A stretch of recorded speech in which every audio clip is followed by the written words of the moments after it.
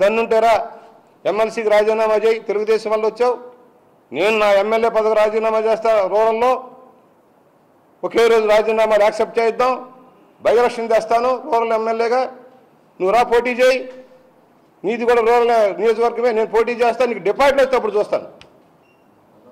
పేపర్లో కూర్చొని నోటికి వచ్చినట్టు మాట్లాడటం కాదు.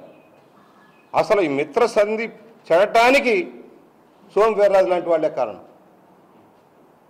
తప్పుడు వార్తలు సృష్టించి భ్రమలు కల్పించి కేంద్రాన్ని రాంగ్ ట్రాక్లో పట్టించిన వాళ్ళు ఇలాంటి వాళ్ళు.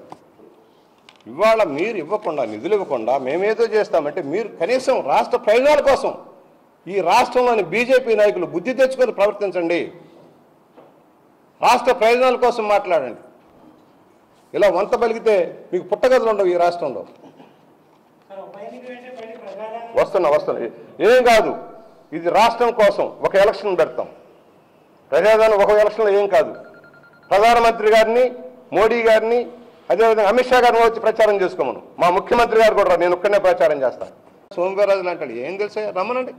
సోము వీర్రాజు వార్డు మెంబర్ కాలేని వాడు ఏం మాట్లాడతాడు?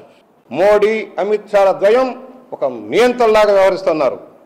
మిత్రపక్షాలను కూడా అవమానం చేస్తూ ఉన్నారు. ఒక్కొక్క పార్టీ పక్కకు తప్పుకుంటుంది. బీజేపీలోనే అంతర్మదనం ఉంది.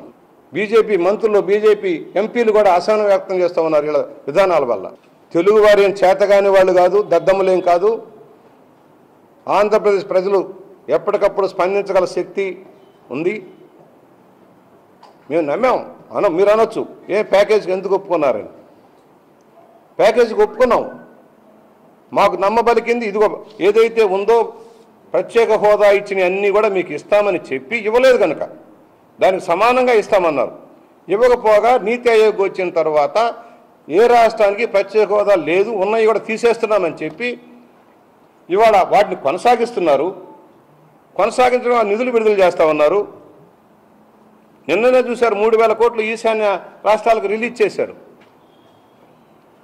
మరోవైపు నీతి ఆయోగ్ని మీ చేతిలో పెట్టుకొని మీ గుప్పెట్లో ప్రధానమంత్రి గారు దామాషా ప్రకారం కాకుండా మీ రాజకీయ అవసరాల కోసం ఏ రాష్ట్రాన్ని తొక్కిపెట్టాలి, ఏ రాష్ట్రాన్ని ముందుకు తేవాలన్న ఆలోచనలో మీరు కర్ణాటకలో ఎలక్షన్ కోసం 70,000 కోట్ల రూపాయలు అనౌన్స్ చేస్తారు, మహారాష్ట్రలో 70,000 కోట్ల రూపాయలు అనౌన్స్ చేస్తారు, రాజస్థాన్కి 1,00,000 కోట్లు అనౌన్స్ చేస్తారు, బీహార్కి 3.5 లక్షల కోట్లు అనౌన్స్ చేశారు, యూపీకి 2 లక్షలు అనౌన్స్ చేశారు. ఆంధ్రప్రదేశ్కి వచ్చేటప్పటికి మీకు ఏమిటి దుగ్ధాన్ని అడుగుతా ఉంది. అసలు దక్షిణాది రాష్ట్రాల మీదే సవతి తల్లి ప్రేమ చూపుతూ ఉన్నారు. మీరు ఏదో తమిళనాడు తరహాలో అనిశ్చితి కల్పించి పబ్బం గడుపుకుందామని ఆంధ్రప్రదేశ్లో కూడా చేద్దామనుకుంటే మీ పప్పులు ఉడకవు. అక్కడ ప్రభుత్వంలో మీరు చేసిన నిర్వాహకం చూసాం, ఈశాన్య భారతంలో మీరు చేస్తున్న ఫీట్లు చూస్తూ ఉన్నాం. ఆంధ్రప్రదేశ్లో, తెలంగాణలో మీ పప్పులు ఉడకని పరిస్థితి వస్తూ ఉంది. రేపు కర్ణాటకలో మీరు తుక్కుతుగ్గా ఓడిపోతారు. 40% ఉన్న తెలుగు వాళ్ళు మీ భవిష్యత్తుని నిర్దేశించబోతున్నారు కర్ణాటకలో. మేము తెలుగు వాళ్ళందరికీ పిలిపిస్తున్నాం. దేశంలో, ఒరిస్సాలో, మహారాష్ట్రలో ఎక్కడున్నా సరే, నిన్న గోరఖ్పూర్లో తెలుగు వాళ్ళు ఏం చేశారో చూశారు. పిలిపిస్తున్నాం, ఈ దగాకోరు బీజేపీకి బుద్ధి చెప్పండి అని పిలిపిస్తూ ఉన్నాం. మత కలహాల వల్ల పెరుగుతూ ఉన్నాయి. ప్రజల మధ్య సహనం కోల్పోయే పరిస్థితి తెస్తూ ఉన్నారు.